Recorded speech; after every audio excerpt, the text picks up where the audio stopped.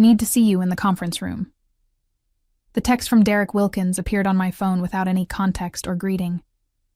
My stomach tightened as I read it, though I couldn't pinpoint why. After 17 years at Haven Mart's flagship store in Sacramento, I'd received countless meeting requests, but something about this one felt different. My name is Lisa Romero, and at 51, I had become something of a fixture at store 137. I started as a floor associate when my daughter was in elementary school, gradually working my way up to senior operations lead. I trained half the current staff, restructured our inventory systems to reduce shrinkage by 18%, and helped our location consistently rank in the top 5 for the Western region. I locked my office and walked toward the conference room, nodding at Jaime in electronics, who was helping an elderly customer choose a tablet. He gave me a thumbs up. We'd implemented a new training protocol last month that had boosted his department's customer satisfaction scores.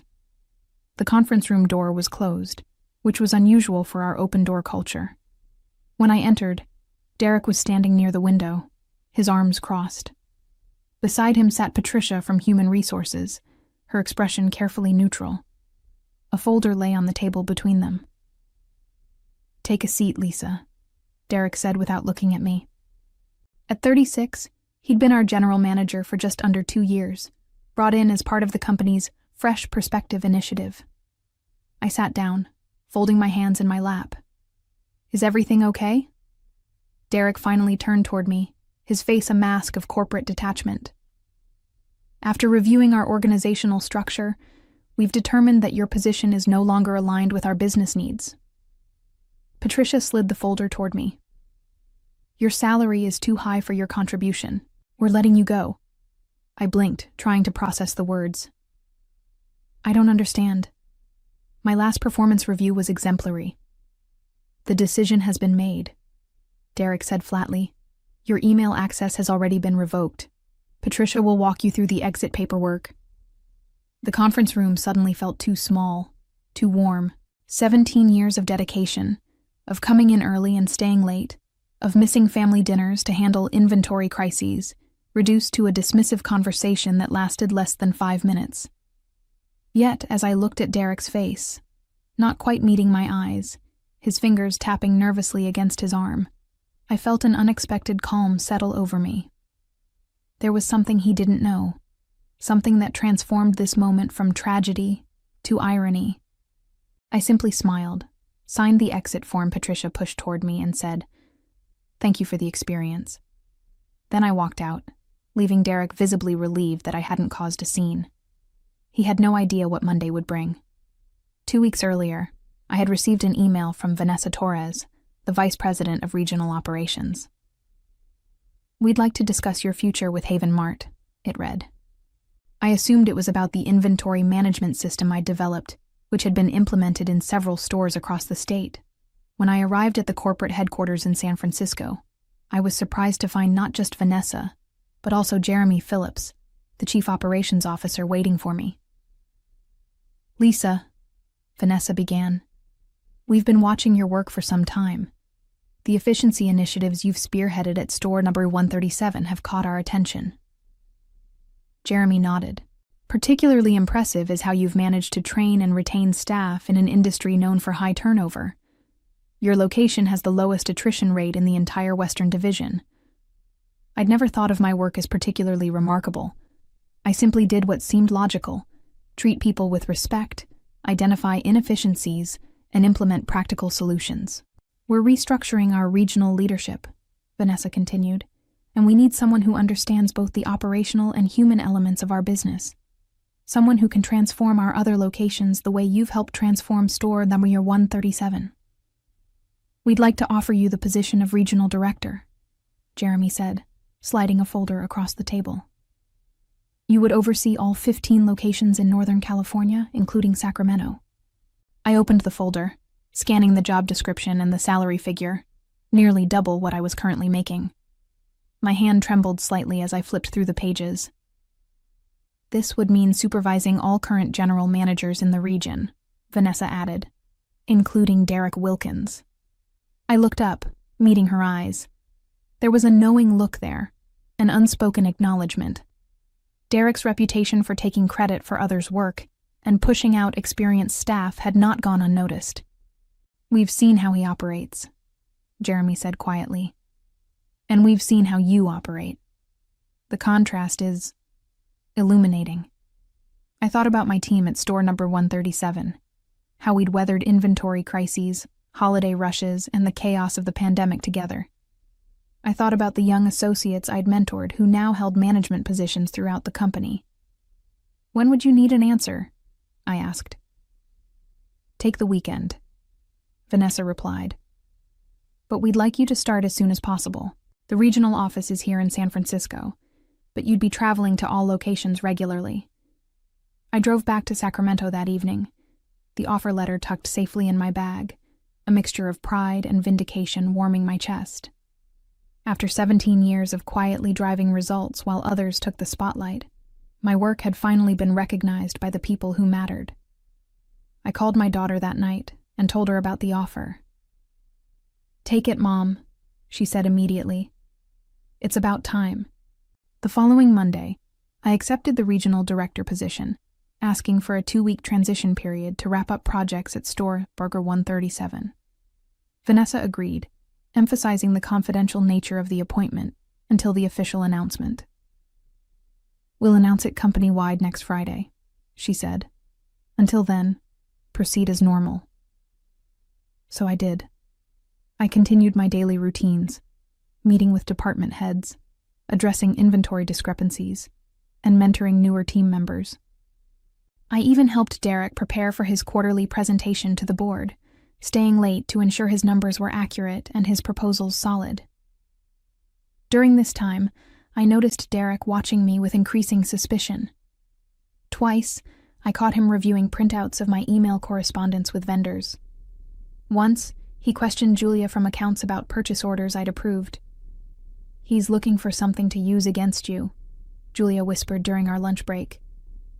"He's been asking about expense reports, overtime approvals, anything he could flag as problematic." I wasn't surprised. Derek had systematically removed most of the senior staff who had been at store number 137 before his arrival. Thomas from warehouse operations was reorganized out after 22 years. Catherine from customer service was placed on a performance improvement plan so demanding that she resigned after 3 decades with the company. I was the last of the old guard, and my salary, increased through years of modest raises and promotions, was undoubtedly a tempting target for someone looking to cut costs and demonstrate bold leadership to corporate. What Derek didn't realize was that corporate was watching him, not me. On Wednesday, I received an embossed envelope containing my official offer letter, benefits package, and a welcome note signed by the executive team. I would start the following Monday. That same day, I noticed Derek in a lengthy closed-door meeting with Patricia from Human Resources. They emerged looking grim, but determined. By Thursday morning, the conference room had been reserved for a personnel discussion at 2 p.m., the same time Derek texted me to meet him there. As I cleaned out my desk after the termination meeting, I felt an odd sense of peace. For years, I had poured my heart into this store, into the people who worked here. I had missed dance recitals, declined vacations, and worked holidays to ensure everything ran smoothly. And while being dismissed so callously stung, I knew that my journey with Haven Mart wasn't ending. It was expanding. I handed my keys to Patricia, who couldn't quite meet my eyes. "Is there anything you'd like to say for the record?" she asked, her voice professional but strained. I thought about telling her then, about the offer letter sitting in my car, about the corporate apartment in San Francisco I had just signed a lease for, about how on Monday I would step into a role that would make Derek answerable to me. But instead, I simply smiled. "No," I said. "I think everything will become clear very soon." I walked out of store number 137 not as a terminated employee, but as its future regional director. Derek just didn't know it yet. Friday morning, I woke up feeling lighter than I had in years. For the first time in nearly 2 decades, I didn't have to rush to Haven Mart to handle the early shipments or prepare for weekend crowds. I savored a second cup of coffee on my porch, watching the Sacramento sunrise paint the sky in shades of pink and gold. My phone buzzed with messages from coworkers who'd heard about my termination. "This is Bull," texted Jaime from electronics. "The store won't function without you." "Derek's making a huge mistake," wrote Bethany from customer service. "We're all in shock." I responded with gratitude but offered no details about what was coming. The official announcement would go out that afternoon, and I didn't want to undermine corporate's communication plan. At noon, my daughter Gabriella called. "Mom, I can't believe they fired you. After everything you've done for that place." "It's okay, sweetheart," I assured her. "Everything happens for a reason." "Well, I hope that reason involves Derek getting what he deserves," she said fiercely. "Remember when he didn't approve your time off for my graduate school ceremony? Or when he took credit for your inventory system at the regional meeting?" I did remember, but those slights seemed small now, knowing what was coming. "Let's not focus on the negative," I said. "How about we celebrate this weekend? I start a new job on Monday." "Already? That's fantastic. Where?" "Still with Haven Mart, actually, but in a different capacity." Before I could elaborate, my phone beeped with an incoming call from Vanessa Torres. I promised Gabriella details later and switched over. "Lisa," Vanessa said, her voice warm but serious. "We just issued the company-wide announcement about your appointment. I wanted to give you a heads up that it's causing quite a stir at store number 137. I felt a flutter of anticipation. I imagine it would. Derek Wilkins called our office almost immediately, claiming there must be some mistake. When our executive assistant confirmed the appointment, let's just say he wasn't pleased. I could picture Derek's face, the gradual transformation from confusion to disbelief to horrified realization. The same man who had dismissed me so coldly just yesterday was now learning that I would be his direct supervisor starting Monday. "Is there anything I need to do?" I asked. "Not at all. We've instructed him to prepare a complete store overview for your arrival on Monday morning. All other general managers in the region have also been notified and are scheduling welcome meetings with you." After hanging up, I checked my personal email. Sure enough, there was a message from corporate communications with the subject line: "Leadership announcement. Lisa Romero appointed Regional Director, Northern California." Attached was the official release that had gone out to all employees. "Haven Mart is pleased to announce the appointment of Lisa Romero as Regional Director for Northern California, effective Monday. Lisa brings 17 years of exemplary service and operational expertise to this role, having most recently served as Senior Operations Lead at our flagship Sacramento location. In her new position, Lisa will oversee all 15 stores in the Northern California region, working directly with general managers to implement best practices and drive performance excellence." Within minutes, my phone exploded with messages from current and former colleagues. Most were congratulatory, but a few contained snippets of information about the chaos unfolding at store number 137. "Derek locked himself in his office after the announcement," Julia wrote. "Patricia from HR is outside looking panic-stricken." Another text from Jaime simply read, "Justice." I put my phone aside and began packing for my weekend trip to San Francisco. I had an apartment to furnish and a new wardrobe to purchase before Monday. Despite 17 years of dedicated service, I had never owned a tailored blazer or proper business attire. My work had always been hands-on, practical, often physical. That was about to change. Saturday morning, I drove to San Francisco. The corporate apartment was small but modern, located in a high-rise downtown with a view of the bay. I spent the day purchasing essentials: professional clothing, office supplies, kitchenware for the sparse apartment. At a boutique in Union Square, a stylish saleswoman named Carolyn helped me select a wardrobe befitting my new position. "Regional Director," she repeated when I told her my title. "That calls for something powerful but approachable." She assembled a collection of tailored blazers, sleek dresses, and classic separates in rich, saturated colors. As I tried on a deep burgundy blazer, Carolyn adjusted the shoulders and nodded approvingly. "This is perfect. You look like someone who makes decisions that matter." I studied my reflection, barely recognizing the confident executive staring back at me. For years, my uniform had been khaki pants and a Haven Mart polo, hair pulled back in a practical ponytail, minimal makeup that would survive 12-hour shifts. "I'll take it," I said, "and the navy and charcoal ones as well." By evening, I had transformed both the apartment and myself.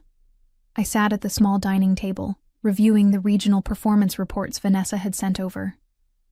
Store number 137, my former home, was profitable but showing concerning trends: increasing employee turnover, declining customer satisfaction scores, and shrinkage numbers that had begun to creep up after years of steady decline.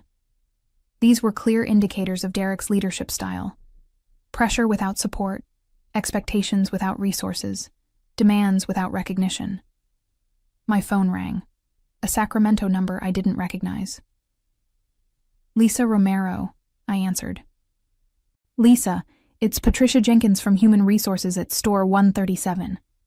Her voice was strained, professional composure barely masking panic. "Hello, Patricia. What can I do for you?" I kept my tone neutral, remembering her sitting silently beside Derek as he terminated my employment. I wanted to apologize for Thursday's meeting. I had no idea about your promotion. None of us did." "I understand. You were doing your job." "Yes, but..." She paused. "If I had known that I was about to become regional director, would that have changed how the termination was handled?" The question wasn't accusatory, merely pragmatic. Her silence was answer enough. "Monday will be a fresh start," I said finally. "I'm looking forward to working with you in my new capacity."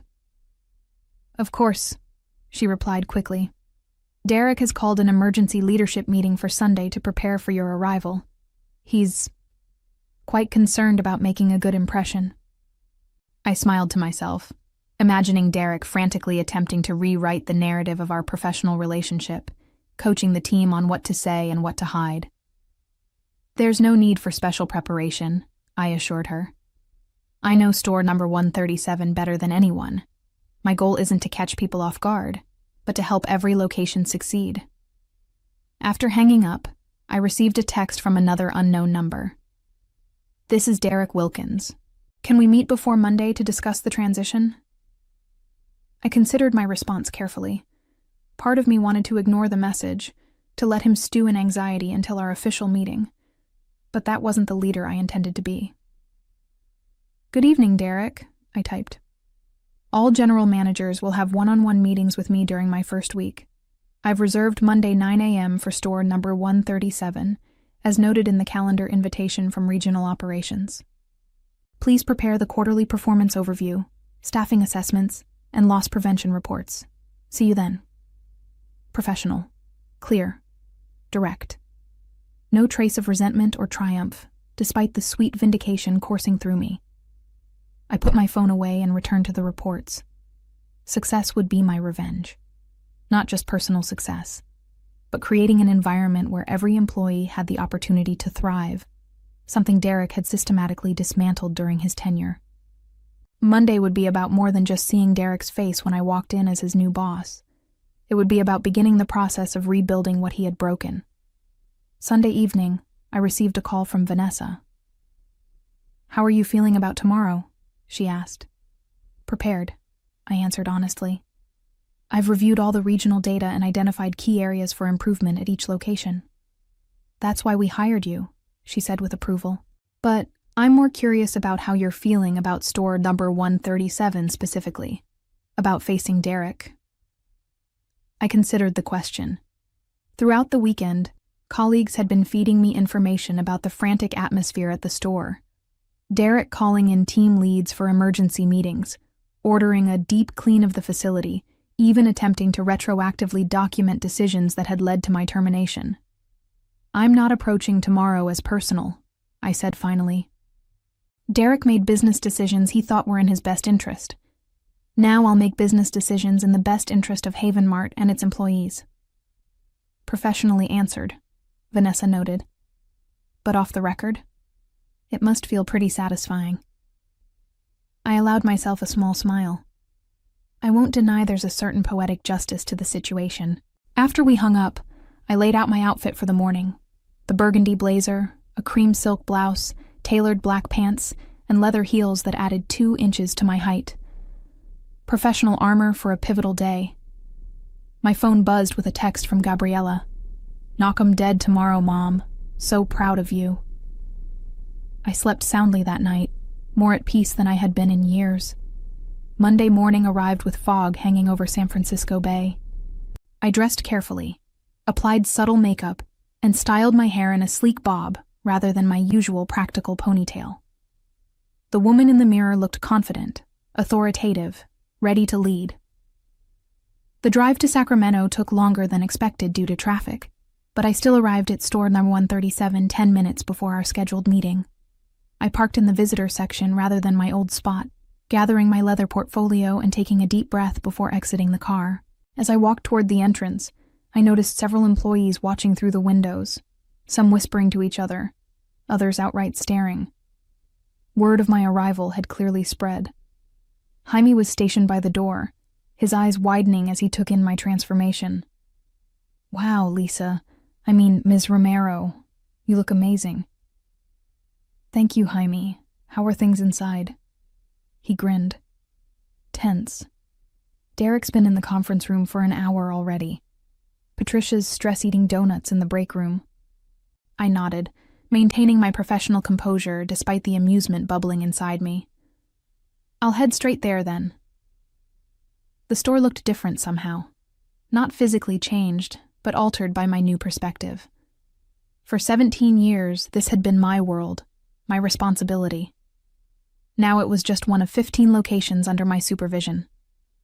As I walked through the main floor, employees stopped what they were doing to watch. Some nodded respectfully. Others gave subtle thumbs-up signs or knowing smiles. I acknowledged them with professional nods, maintaining the dignified demeanor my position required. When I reached the conference room, I paused outside the door, gathering myself for what was to come. Through the glass panel, I could see Derek sitting alone at the table, surrounded by binders and spreadsheets, checking his watch nervously. I knocked once and entered without waiting for a response. "Good morning, Derek," I said, my voice steady and authoritative. He stood abruptly, his face draining of color as he took in my appearance, no longer his subordinate in a company polo, but his superior in executive attire. "Lisa," he stammered. "Thank you for coming." "That's Regional Director Romero," I corrected gently, extending my hand. "Shall we begin?" The meeting began with Derek attempting to control the narrative. He had prepared an elaborate presentation highlighting store achievements, many of which were initiatives I had personally developed before my termination. "Under my leadership," he began, clicking through a slide showing improved inventory metrics, "Store number 137 has implemented revolutionary tracking systems that have reduced shrinkage by 18%. I allowed him to continue, noting how he carefully avoided mentioning my contributions. When he finished the overview, I opened my portfolio and removed a single sheet of paper. "Thank you for that presentation," I said evenly. "Now, I'd like to discuss the termination of a senior operations lead with 17 years of experience, executed without corporate approval or proper documentation." Derek's confident facade cracked. "I can explain." "I'm sure you can," I interrupted, still calm.